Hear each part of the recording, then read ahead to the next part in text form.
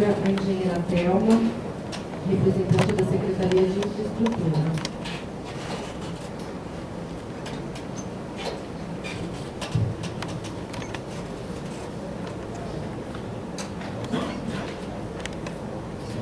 Bom, eu vou falar um pouquinho de drenagem.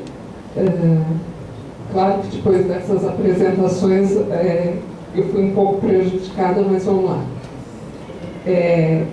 O nosso capítulo é o 7º no plano, né? E ele é composto basicamente de uma caracterização da drenagem urbana, uma descrição do programa de alerta e emergência que tem no município, conclusões e as referências bibliográficas aí para quem quiser ampliar, se aprofundar no assunto.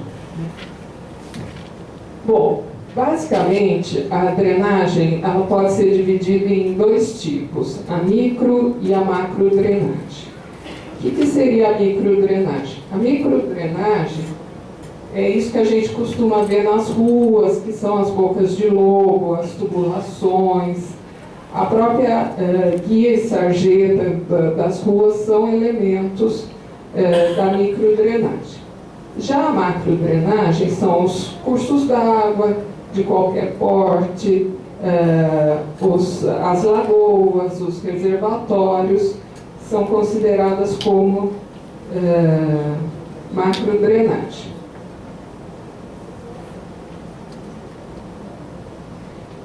Bom, se a gente pegar o histórico da cidade de Campinas e fizer um paralelo com a drenagem, a gente vai perceber que, basicamente, os problemas de drenagem do município, eles têm duas causas. Uma seria o sistema de microdrenagem, que não está mais dando conta, não está mais atendendo a demanda da bacia. E o outro seria a ocupação das APPs por subhabitações, enfim, que também acabam gerando problemas aí relacionados com a macrodrenagem. Com relação à microdrenagem, como que nós temos hoje cadastrado 14 pontos críticos de alagamento, né? O que seria o alagamento? Seria a ocupação do sistema viário por água da chuva. Como é que a gente chegou nesses pontos críticos?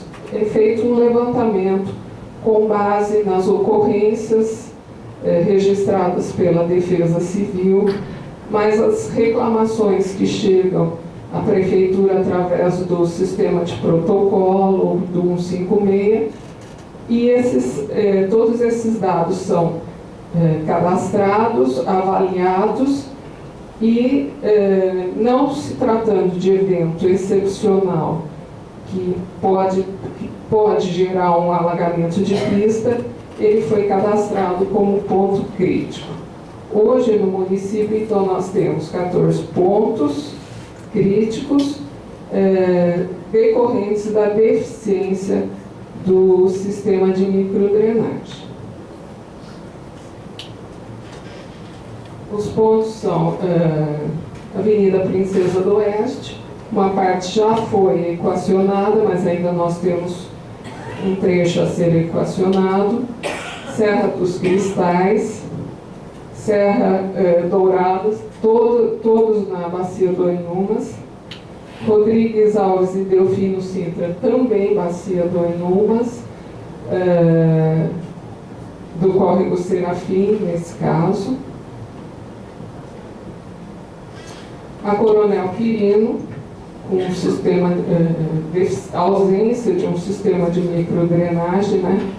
A Barão de Jaguara, com um sistema obsoleto, Avenida Anchieta, acho que quem pelo menos trabalha aqui na prefeitura, de vez em quando, no período de chuva, vê a Anchieta enchendo, né? O Tapetão, próximo ao Costa Silva, a Vila Brandina, próxima ali à Hípica, A Avenida Francisco de Ângeles já é bacia do Pissarrão, próximo ali ao Balão da Morte. A Laranjal Paulista, próxima à Avenida das Amoreiras. A própria Avenida das Amoreiras na confluência com Alves do Banho. E no Castelo Luiz Ismânio, próximo à Escola de Cadetes. São os pontos que foram cadastrados como críticos de microdrenagem. Já a macrodrenagem, né, que são os canais e os cursos d'água, basicamente os problemas estão relacionados à ocupação da calha da APP, a Área de Proteção Permanente, por subhabitações, né? Esses são os principais cursos d'água do município. E vamos lá. Na macrodrenagem nós temos 21 pontos catalogados, né? Esses pontos estão relacionados com travessias em pontos e bueiros, né? Ou seja, travessias que não estão mais dando conta. Ocupação das APPs, como eu falei, que a grande maioria dos problemas de macrodrenagem estão relacionados com isso. Alguns casos de estrangulamento de calha, né? E alguns casos de processos erosivos. Aí nos pontos de macrodrenagem nós temos Álvaro Miller, que é um córrego canalizado afluente do Inhumas. A Palestina, também a Inhumas. A Orozimbo Maia, que todo mundo também conhece. A região do Cartódromo, também é bacia do córrego Guanabara. Antônio Camargo, no Boa Esperança. Buraco do Sapo é um núcleo do lado do shopping Iguatemi. Na cidade universitária, umas travessias, né, uma delas Catarina Vicente. O Vale das Garças, Jardim Maracanã Elisa, Bacia do Capivari. O Santa Lúcia, já foram feitas algumas remoções, mas ainda tem. Paraíso de Viracopos, Córrego Areia, o Jardim Melina, Jardim Florence, Pissarrão, Satélite Iris 1, Nova Paulicéia, também afluente do Pissarrão, e no Santo Eudóxia, bacia do Inhumas. Jardim Tamoio, do Samambaia, bacia do Samambaia. Jambeiro, o Jambeiro tem problema de travessia, bacia do São Vicente. Santos Dumont, no Jardim do Lago. E Jardim das Bandeiras 2, também ocupação de APP.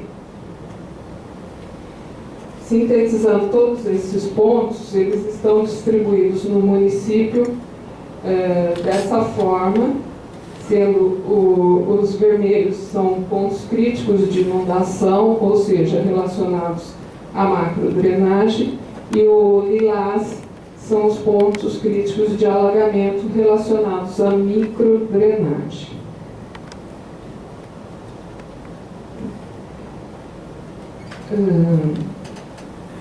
As conclusões. A gente percebe, né, o município ele cresceu muito rapidamente a partir da década de 50. Então, isso acabou refletindo nesse sistema de drenagem, seja ele macro ou micro, do município, né? Aí, hoje, com esse trabalho, nós fizemos quais são os problemas, quais são os objetivos que nós temos que buscar, né? Primeiro, pontos críticos de alagamento, são 14. Então, nós sabemos hoje que temos que lidar com 14 pontos e apresentar uma solução. De enchentes, são 20 e 21, né, sendo 16 deles relacionados com ocupação de APP. Então, tem que haver aí um foco também na política habitacional para uma solução conjunta, né, desses pontos. Rede de monitoramento hidrológico. Nós temos uma rede muito pequena, basicamente composta de pluviômetros, aparelhos para medição de chuva, né? E isso é muito complicado. Medir vazão em córrego urbano é muito complicado por uma série de fatores, como velocidade, local, enfim, é muito complicado isso e nós não temos.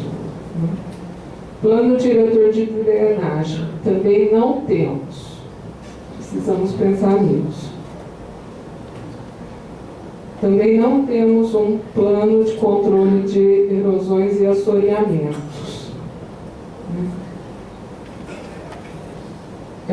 Temos que trabalhar uma política junto com a habitacional, como eu falei, para a prevenção e controle das planícies de inundação. E basicamente nós temos carência de recursos humanos e econômicos para tentar solucionar esses problemas. Então, esse foi o prognóstico da área de drenagem para o município de Campinas. Obrigada.